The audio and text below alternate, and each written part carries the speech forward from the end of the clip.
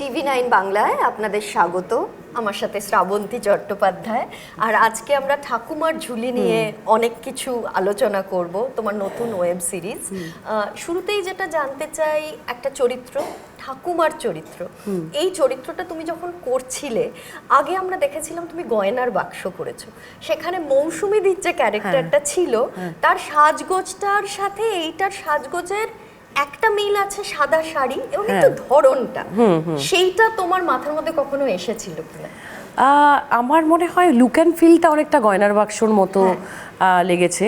কিন্তু মৌসুমীদি মানে ওনার ছোটবেলার চরিত্রটা আমি করেছিলাম, রাসমণির ছোটবেলা, তো সেটি দর্শকের খুব ভালো লেগেছে, প্রচুর ভালোবাসা পেয়েছি তার জন্য। এখনও মানে যেখানেই যাই, বিশেষ করে দেশের বাইরে যখন যাই, তখন সবাই বলে তোমার গয়নার বাক্স দারুণ লেগেছে, খুব এরম ধরনের ছবি আরও করো, এরম কাজ করো। বললাম হ্যাঁ নিশ্চয়ই, আমি পেলে তো নিশ্চয়ই করবো। সেই SBF-এরই কাজ ঠাকুমার ঝুলি, খুবই মজার। বিষ্ণুপুরের একজন বৃদ্ধা নারী, যে ভীষণ স্ট্রং একজন মহিলা, খুব রাশভারী, সে কারোর জন্য মানে সে তার লাইফটা নিজের মতো করে বাঁচে, তার পোষ্যরা আছে, তাদেরকে নিয়েই তার জীবন অন্য ধরনের। মানে আমার খুব ভালো লেগেছে যে এরকমও একটা ক্যারেক্টার হতে পারে। তো গিরিজাবালা সান্যাল হচ্ছে রাশভারী একজন মহিলা। দেখো, আমরা তো পশ্চিমবঙ্গে থাকি, আমরা এখানে একজন মহানায়িকাকে দেখেছি, সুচিত্রা সেন, যাকে আমরা দেখেছি যে একটা বয়সের পরে তিনি দর্শকের সামনেই আর আসেননি, এবং সেই কারণে তার বার্ধক্যের সময়ের যে চেহারা, সেটা কিন্তু খুব বেশি আমাদের চোখের সামনে আসেনি। আবার তুমি একজন নায়িকা, বা আমরা অন্যান্য নায়িকাদেরও দেখি, এখন যখন তোমাদের কাছে প্রস্তাব আসে যে একটা চরিত্র যেখানে একটা লুক রয়েছে যার বয়স অনেক বেশি, সেটা তোমরা খুব সানন্দে গ্রহণ করো, একদম একটা চ্যালেঞ্জের মতো করে। সেই জায়গাটা কিরকম তোমার নিজের মনের মধ্যে? কখনো কোনো ইনসিকিউরিটি আসে যে যখন আমার অনেক বয়স হয়ে যাবে আমি নিজেকে দর্শকের সামনে আনবো নাকি সরিয়ে নেব? না, আমি দেখো এক এক মানুষের চিন্তা ভাবনা নিজের, সেটা তার পার্সোনাল চয়েস। আমি মনে করি যে আমি একজন অভিনেত্রী, আমার মনে হয় আমার সব ধরনের চরিত্র আমি করতে পারি। আমাকে যদি একটা ছেলেও বানিয়ে দেওয়া যায়, একটা পুরুষ হলে হয়ে গেল, পুরুষের চরিত্র অভিনয় করছি, সেটাও যেন আমি করতে পারি। তো আমি এটাই চাই, আমার কাছে এই ক্যারেক্টারটাই এত ইম্পর্টেন্ট, এটা আমার কাছে আমার চ্যালেঞ্জ, যে যেটা আমি নই।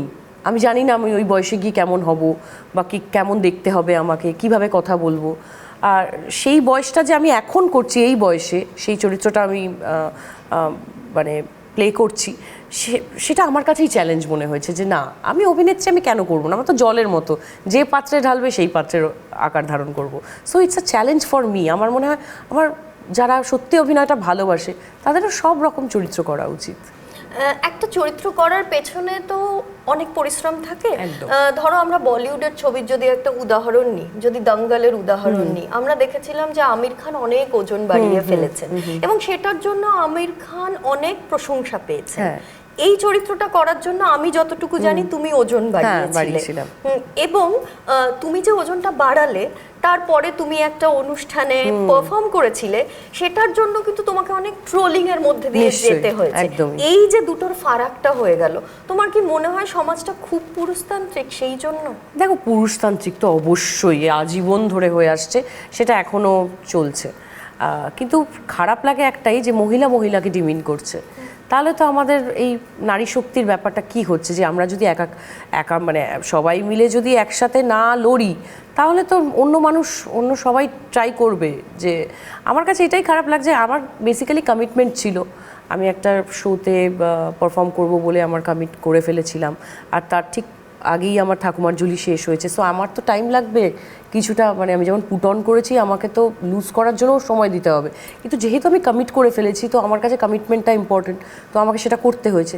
কিন্তু দর্শক কিছু না বুঝে, কিছু না জেনে, সো এটাই আমার পরিচয়। আমার যখন মানে ঠাকুমার ঝুলি মানুষজন দেখবে, কেন আমি পুট অন করেছিলাম সেটা জানতে পারবে।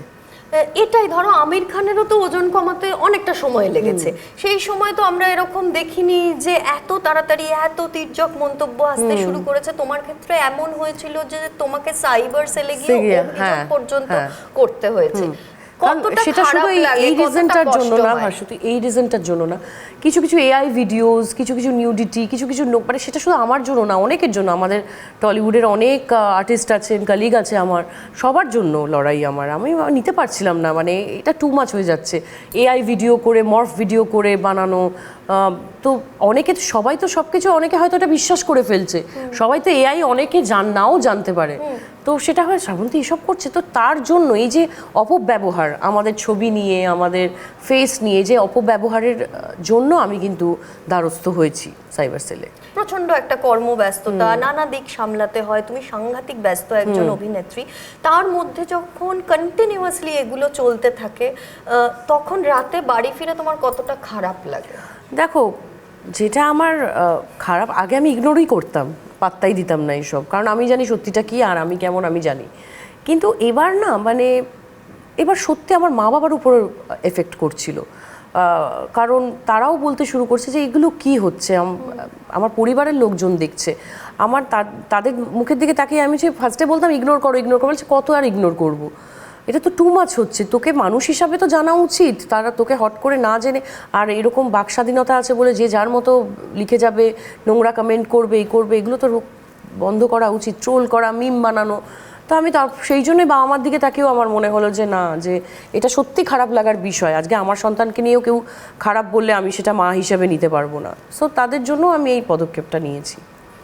এই যে চরিত্রটা তুমি করেছো, সেটাতে তুমি শুধু একটু চেহারাতে পরিবর্তন এনেছো, ওজন বাড়িয়েছো, কিন্তু আর খুব একটা কিছু করা হয়নি, মানে কিছুটা মেকআপ করা হয়েছে, কিন্তু আলাদা করিনি, কিছু করা হয়নি।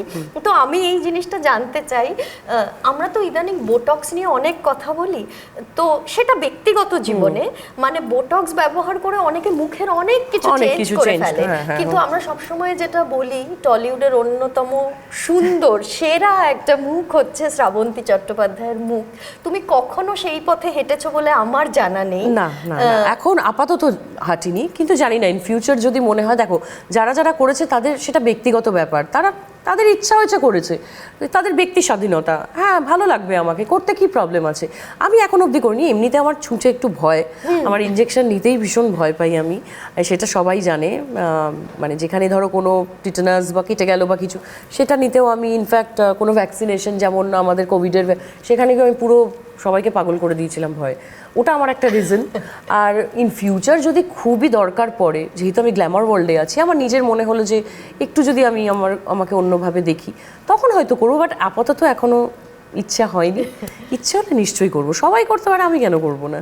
আচ্ছা, আমাকে বলো যে তোমার মধ্যে কতটা গোয়েন্দাগিরি আছে? তুমি যখন কোথাও একটা যাও, ধরো কোনো শুটিং ফ্লোরে বা কোনো বন্ধুর বাড়িতে, তোমার মধ্যে কি একটা গোয়েন্দাগিরি করার ইচ্ছা অনুভব করো, নাকি তুমি একদম পৃথিবীর যেখানে যা হচ্ছে হোক, আমার কোনো ইন্টারেস্ট নেই এই ধরনের? ছোটবেলায় খুব করতাম গোয়েন্দাগিরি, এখন করি না, কারণ যে যার মতো যেমন চলছে চলুক লাইফ। আমি ছোটবেলায় পরিবারে ফ্যামিলিতে প্রচুর গোয়েন্দাগিরি করেছি, পাড়াতে তো ভীষণ দুষ্টু ছিলাম, তো ঘুমাতাম না, দুপুরবেলা সবাই ঘুমাচ্ছে, একটা ভাত ঘুম সবাই, আমি সারা পাড়া ঘুরছি, বাড়িতে ঘুরছি, যেহেতু জয়েন্ট ফ্যামিলি ছিল, 25 জন একটা বাড়িতে থাকতাম, জ্যাঠা কাকা বাচ্চা কাচ্চা সবাই মিলিয়ে, বোনেরা, আমরা ভাই বোনেরা, তো সেই সময় একটু গোয়েন্দাগিরি করতাম, এরকম না যে কোথায় কি, কার সাথে কি হচ্ছে, কে কার সাথে প্রেম করছে, এইসব জিনিস যেমন হয় ছোটবেলায়, সেইগুলো একটু আদু করেছি। এবার একটা সত্যি কথা বলো, নিজের ছেলের ব্যাপারে কি কি গোয়েন্দাগিরি করো? সব মারা করে, আমি করি না বললে আমি শুনবো না।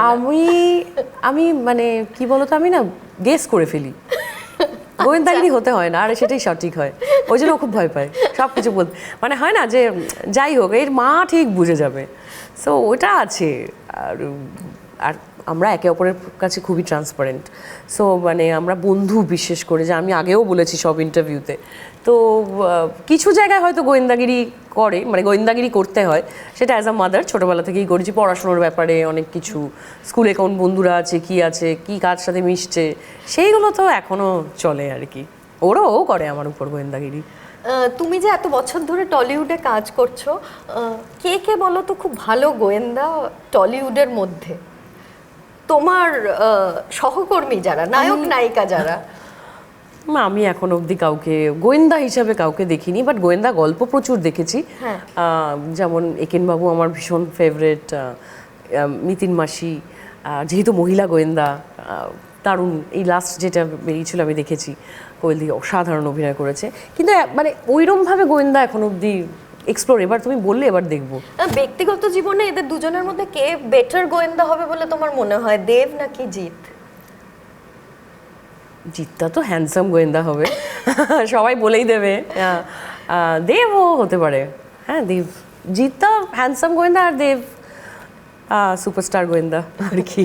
আচ্ছা, আমাকে বলো যে ব্যক্তিগত জীবন নিয়ে যে এত কাটাছেঁড়া, তোমার বিয়ে নিয়েও অনেক কাটাছেঁড়া হয়েছে, তারপরে এখন সোশ্যাল মিডিয়াতে অন্যান্য নানা রকম ব্যাপারে যেটা নিয়ে আমরা কথা বলছিলাম, কারুর ওজন কেন বাড়ছে, কারুর ওজন কেন কমছে, কেউ কেন এই পোশাক পরেছে ওই পোশাক পরেছে, এই যে একটা সারাক্ষণ জাজমেন্টের মধ্যে দিয়ে যেতে হয়, সেইটা নিয়ে কথা বলেও তো কোনো সমাধান সূত্র বেরোচ্ছে না।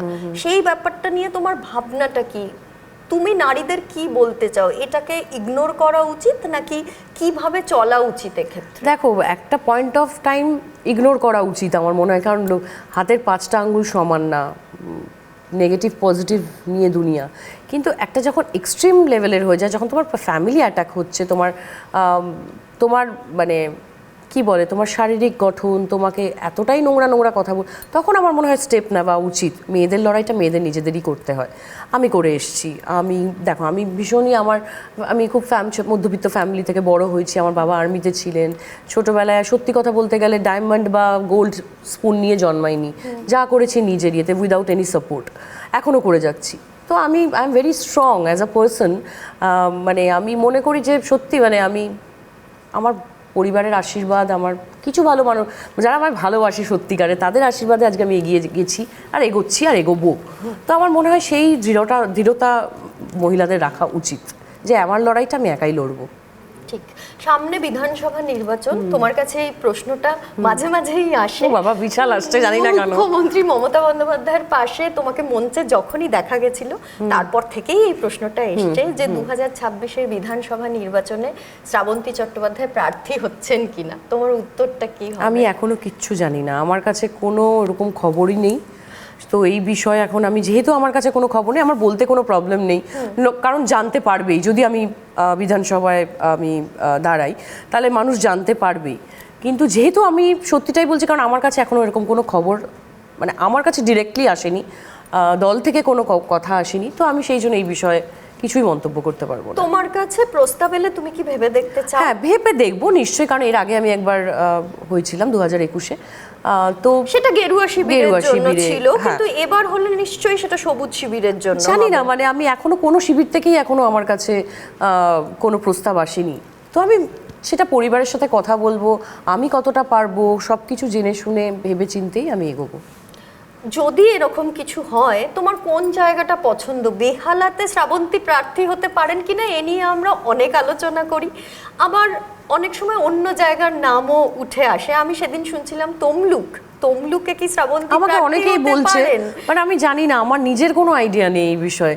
আমি শুনে অবাক হয়ে যাচ্ছি। আমি একবার শুনছি বেহালা পশ্চিম, যেহেতু আমি বেহালা পশ্চিমে দাঁড়িয়েছিলাম, তো সেটা নিয়ে বলছিল অনেকে অনেক জায়গায়, বাট এখনো আমি নিজেও কনফিউজ, আমি জানি না, আমার কাছে এরকম কিছু নেই। তোমাকে একটা চয়েস দেওয়া হলে কি বেহালা হবে সেটা? নো আইডিয়া, যেহেতু এখনো আসেনি তো আমি মন্তব্য করতেই পারছি না, কারণ আমার কাছে ইম্পর্ট্যান্ট আমার পরিবারের সাথে কথা বলা, আমার ছেলের সাথে তার মানে ডিসিশনটাও আমার কাছে ভীষণ ইম্পর্ট্যান্ট। তো সব মিলিয়ে, কারণ এটা একটা বিশাল বড় দায়িত্ব, এই দায়িত্ব মানে জনসাধারণের দায়িত্ব, সেখানে হুট করে হটকারিতায় আমি ডিসিশন নিয়ে দাঁড়িয়ে পড়লাম সেটা নয়। আমি আগে ভাববো, পরিবারের সাথে কথা বলবো, আর আমার যারা গুরুজনেরা আছে, তো জয়েন্ট ফ্যামিলি, অনেক জ্যাঠা কাকা সবাই আছে, তাদের সাথে নিশ্চয়ই কথা বলে তারপর যা ডিসিশন নেওয়ার হবে। একটা সময় ছিল যখন এটা বলা হতো যে টলিপাড়ার যারা একদম প্রথম সারির নায়ক নায়িকা, তারা হয়তো এই দায়িত্বটা খুব ভালোভাবে সামলাতে পারবেন না, কিন্তু এখন আমরা দেখছি যে দেব 15 বছরের এমপি। আমরা রিসেন্টলি দেখেছি কোয়েল, তিনিও সিদ্ধান্ত নিয়েছেন এবং সক্রিয় রাজনীতিতেই এসেছেন। একদম। তোমার সেইটা দেখে কি মনে হয়? দারুণ, মানে দেখো, এটা তো বিশাল বড় রেসপন্সিবিলিটি, মানে এটা তো ইজি নয়। আমাদের ব্রেড অ্যান্ড বাটার হচ্ছে আমরা ক্যামেরার সামনে অভিনয় করছি, মানুষকে এন্টারটেন করছি, কিন্তু তাছাড়াও সবারই একটা ভেতরে হয়তো থাকে যে আজকে রাজনীতিতে গেলে একটা ভালোভাবে আমি একটা জায়গাকে পুরো তাদের মানুষের সাহায্য করতে পারবো, তাদেরকে তাদের পাশে দাঁড়াতে পারবো। এটা তো ভালো, মানে আমি মনে করি অনেকে অনেক রকম মন্তব্য করছে, এটা নিয়েও চলছে চারিদিকে। তো এইসব পাত্তা নিয়ে দিয়ে নিজেদের কাজটা করে যাওয়া, মানে দেব দেখিয়ে দিয়েছে, এবার কোয়েলদির পালা। যেহেতু তারা একটা অনেক দিন ধরে কাজ করেছেন, এত বড় স্টার তারা, তো তাদের উপর একটা থাকেই মানুষের মানে কি বলবো, ইচ্ছেটাও থাকে জানার যে তারা কি করতে চলেছে বা তারা কি করবে, তারা কি করবে না, সবারই একটা কিউরিওসিটি আছে। আমি বলবো নিজেদের মতো করে মানুষের পাশে থাকো। তোমাদের মন চেয়েছে যখন তোমরা এই জায়গায় এসছো, এত বড় একটা সুযোগ পেয়েছো, যেটা কোয়েলদির আমি ইন্টারভিউ দেখছিলাম, এত মিষ্টি, এত মানে আমার কি বলবো, এত ভালো লেগেছে, এত মিষ্টি করে বলেছেন, খুব মানে সত্যতা ছিল ওই মানে ইনোসেন্স ছিল ওই ইন্টারভিউয়ের মধ্যে। আমি মনে করি যে she is very good at heart, আর খুব ভালো মানুষ, আমি বিশাল ফ্যান, তো আমি অল দ্য বেস্ট জানাতে চাই। ওকে, শেষ প্রশ্ন করতে চাই, তুমি পরপর ছবি করছো, ওয়েব সিরিজ করছো, কাজের ক্ষেত্রে তোমার এই সময়টা ভীষণ ভালো, বাকি সব ব্যাপারেও তোমার সময়টা খুব ভালো, সাংঘাতিক ব্যস্ততা, সামনের দিনগুলো তুমি কিভাবে সাজাতে চাইছো? ভালো কাজ করতে চাই, আরও বিভিন্ন চরিত্রে নিজেকে এক্সপ্লোর করতে চাই, আর যতটা এই যে স্ট্রোল থেকে মাথাটা অন্যদিকে রাখতে চাই। আর আমি মানুষকে এটাই বলবো, একটু পজিটিভ হন না ভেতর থেকে, এত নেগেটিভিটি কেন? এমনিতে তো চারিদিকে যুদ্ধ চলছে, এই চলছে, কত কিছু চলছে, একটু ভালো থাকা যায় তো, সেটাই বলতে চাই, ভালো থাকতে হবে। আর তোমার প্রেম নিয়ে গোয়েন্দাগিরি করতে আমরা ফেল করে গেছি, তো সেইটার ব্যাপারে যদি তুমি একটু, আমার প্রেম এখন আমার কাজ, আমার অনেকই মানে আমার পরিবার আমার প্রেম, আমার কাছের মানুষরা আমার প্রেম, আমার ভালো থাকাটা আমার প্রেম, আর আমার সারমেয়রা যারা আছে তারা আমার প্রেম।